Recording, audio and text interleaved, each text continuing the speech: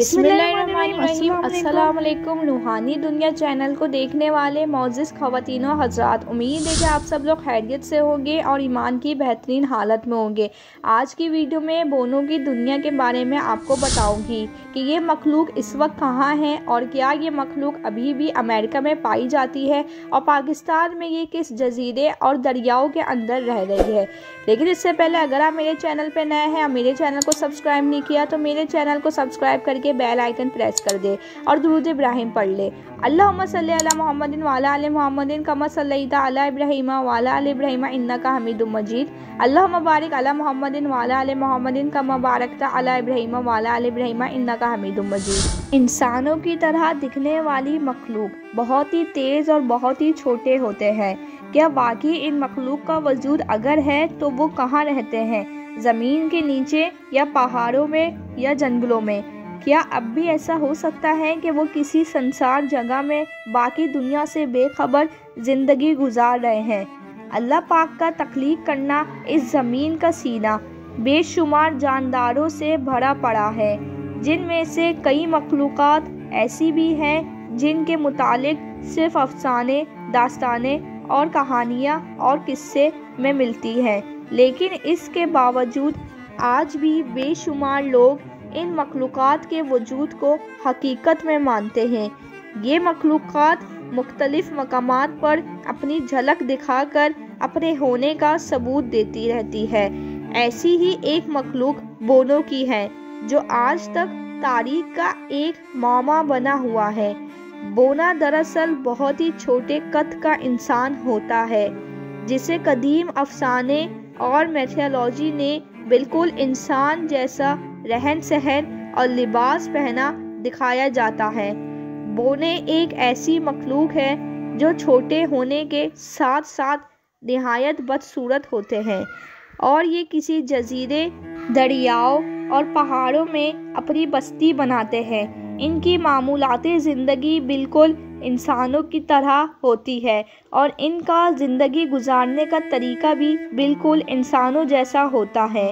4500 साल कबल मिस्र में बोने खुदाओं की पूजा हुआ करते थे। शायरी में बोनों का बहुत इज्जत और एहतराम से जिक्र हुआ है।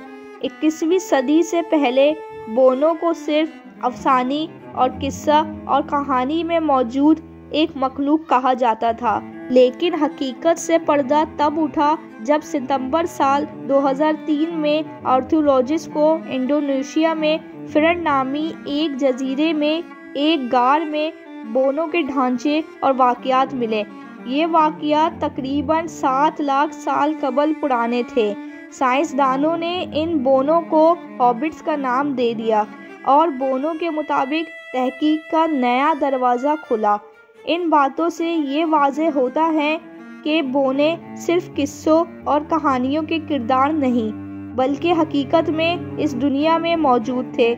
आज हम इस बात को तस्लीम करते हैं कि लाखों साल कबल इंसान पत्थर के दौर से गुजरा था और इसे इस ज़मीन में रहने के लिए बहुत जद्दोजहद करनी पड़ती थी।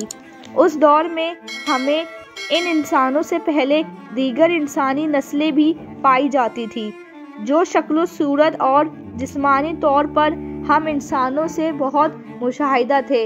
इन नस्लों में बहुत लंबे कद के लोग भी थे और बोने भी।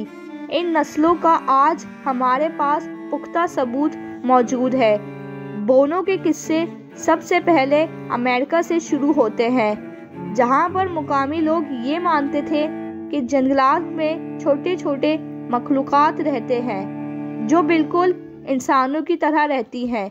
इनका मानना ये था कि ये बोने इंसानों से छुप कर रहते हैं। बोनों की कहानियाँ और किस्से सबसे ज़्यादा जर्मनी में मशहूर हुए।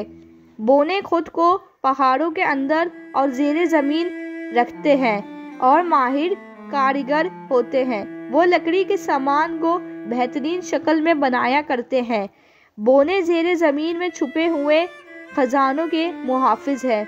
इनके पास सोना, चांदी, कीमती पत्थर और महंगे हथियार मौजूद होते हैं। शुमाली यूरोप में मौजूद बोनों की कहानी में इन्हें अक्सर ख़तरनाक हथियार बनाने में देखा गया है।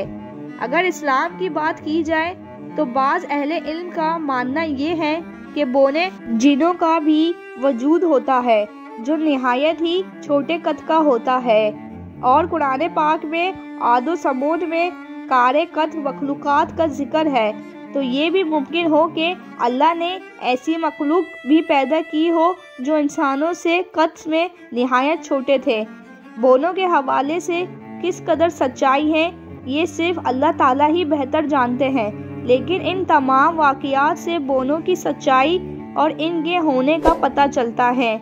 मेरी वीडियो आज की आपको सुनना और देखना अच्छा लगा हो तो मेरी वीडियो को लाइक कर दीजिएगा, साथ ही मेरे चैनल को सब्सक्राइब करके बेल आइकन को प्रेस कर दीजिएगा। मिलती हूँ अगली वीडियो में, मुझे दीजिए इजाज़त। अल्लाह हाफिज़।